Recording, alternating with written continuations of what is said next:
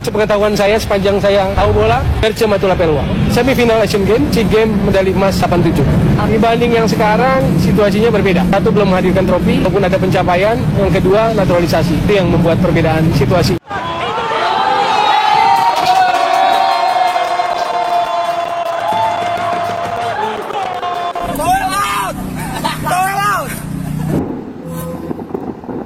Ada aja teman-teman.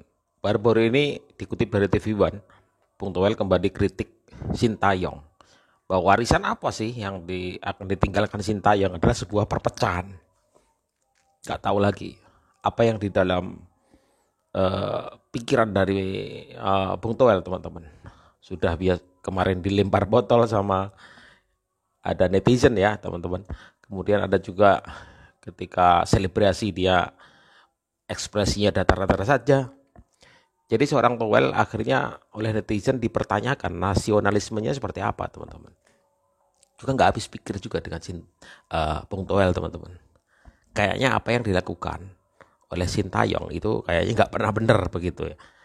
Bayangkan betapa Anda sudah sangat diperlakukan istimewa.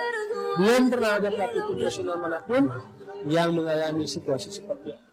Jadi jangan dikit-dikit mengeluh, jangan dikit-dikit komplain, ngomongnya ke media pula. Kalau disuapin terus sama Erick Thohir, enak betul Sintayong gitu loh. Ya enggak lah. Sekarang. Karena kalau terjadi seperti ini dan Sintayong diam saja, mengamati situasi yang berkembang, maka yang terjadi sebetulnya perpecahan di antara publik sepak bola kita. Toel kembali menyerang STY dengan menyebut bahwa warisan Sintayong selama menangani timnas Indonesia adalah perpecahan. Meski Sintayong telah sukses membawa timnas Indonesia untuk pertama kalinya sepanjang sejarah lolos ke babak 16 besar Piala Asia 2023, tapi sepertinya bagi Toel itu tidak ada artinya. Jadi apa warisan yang diberi STY buat sepak bola kita?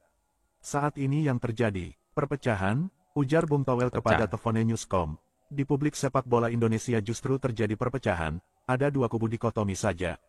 Kalau mengkritisi STY langsung dicap anti-naturalisasi. 4 tahun enggak bisa bahasa Indonesia kok dia. Padahal contohnya sudah ada, banyak pemain dari Amerika Latin, Afrika, satu musim di Liga Indonesia sudah pada lancar ngomong Indonesia. Kita anggap intelektualitas STY ada di atas. Kok enggak bisa bahasa Indonesia? Pengamat sepak bola Tommy Welly, atau yang biasa kita kenal dengan Bung Toel, mengalami insiden pelemparan botol saat nobar timnas melawan Filipina. Bung Toel mengatakan mendapatkan serangan dari para oknum yang menyudutkannya.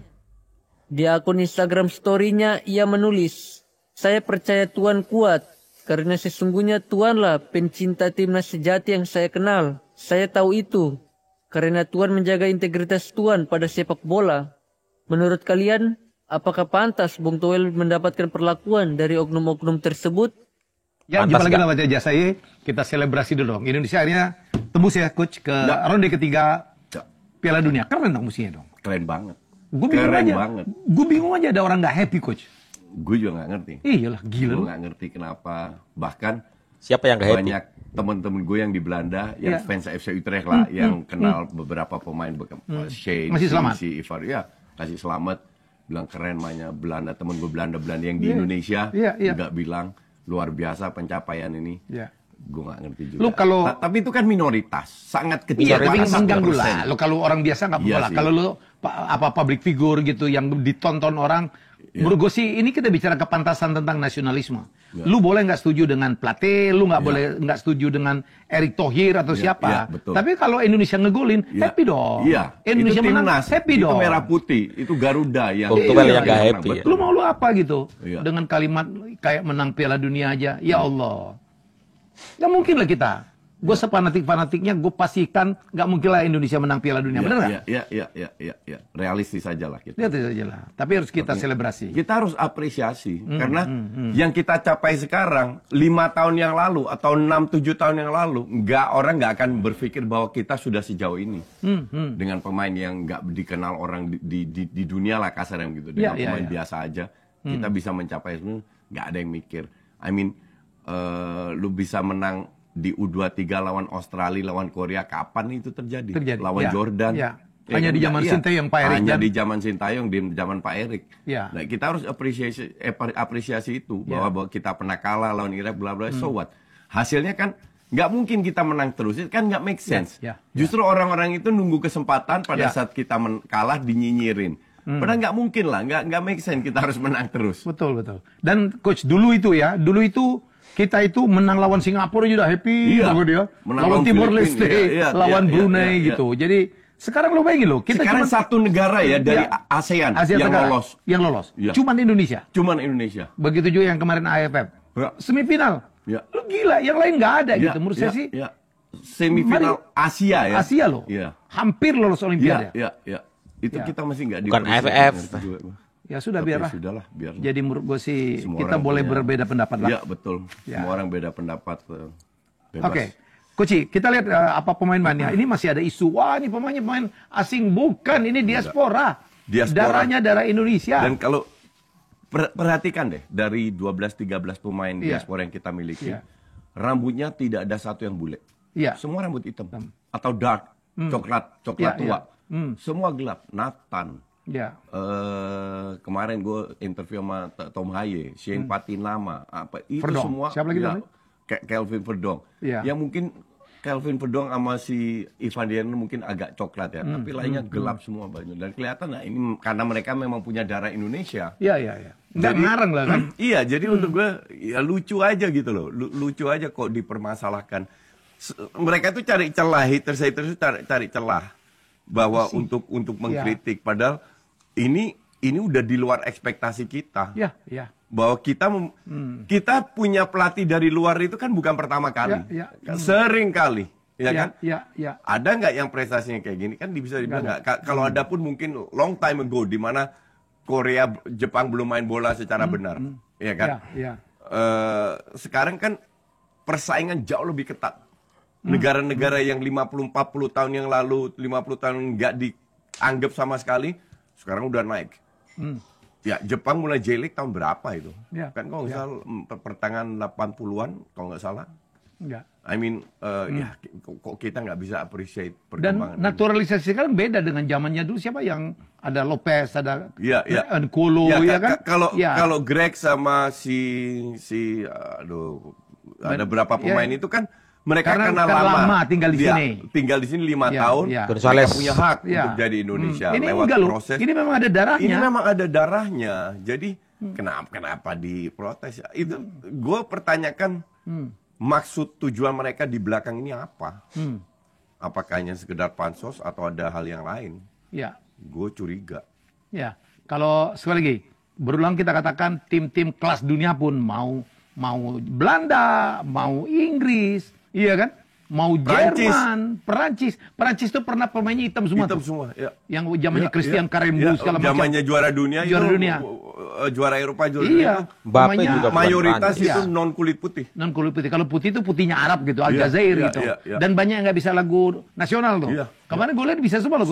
Bahkan Kelvin Verdong yang baru gabung aja bisa. Bisa. Jadi menurut saya sih udahlah. Kita melihat nggak bisa lagi membeda-beda. Bung Towel, baru saja dilempar botol bekas, sudah kena mental, apalagi dilempar telur busuk. Sebenarnya itu di sini yang menciptakan perpecahan itu adalah Anda dengan statement-statement Anda yang di luar nalar. Setidaknya jika Anda tidak mau mengapresiasi terhadap apa yang telah tim nasional Indonesia torehkan saat ini, cukup Anda diam.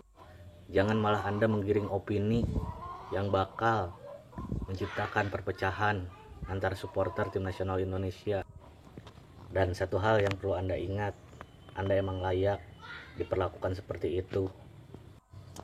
Karena Anda sendirilah yang telah memecah belah para pecinta sepak bola tim nasional Indonesia. Ya, menurut kalian sebenarnya siapa sih yang menimbulkan perpecahan ini? Siapa yang sering sekali speak up, keluar masalah kontra ya dengan naturalisasi, kontra dengan strategi Sintayong? Mengkritik boleh teman-teman, tapi siapa yang intent gitu? Dia cari celah segala macam, siapa? Kalian tulis di kolom komentar siapa? Ya, kalau toh semisal Indonesia nanti masuk ke Piala Dunia, orang ini tidak akan merasa lega juga teman-teman. Mungkin ya karena naturalisasi, bukan lokal Indonesia. Mungkin dia bilangnya seperti itu. Pasti akan ada celah teman-teman untuk dia dalam tanda kutip menyerang begitu. Jadi apalagi teman-teman, untuk kita sampai sejauh ini AFC kita ya, kita masuk semifinal, urutannya keempat, kapan lagi? Kemudian kita masuk ronde 3 loh ini. Ya. Di mana di seluruh Asia Tenggara hanya Indonesia yang menjadi wakilnya. Yang lain harus masuk Piala Asia ya. Karena ketika masuk round 3 otomatis dia akan ikut Piala Asia. Tetapi seperti Malaysia, Vietnam, Thailand, dia harus mengikuti kualifikasi Piala Asia untuk dapat sampai ke Piala Asia. Tapi Indonesia otomatis masuk ke Piala Asia. Prestasi seperti apa? Sejauh ini sangat-sangat luar biasa teman-teman. Apa yang sudah menjadi prestasi timnas kita? Ya, apresiasi. Kritik sewajarnya juga. Sudah banyak kejadian-kejadian di mana anti Bung Toel ini teman-teman dilempar botol, netizen diserang di mana-mana. Tidak menjadikan sebuah pelajaran. Ya. Untuk kalian, Bung Toel seperti apa? Silakan tulis di kolom komentar. Terima kasih.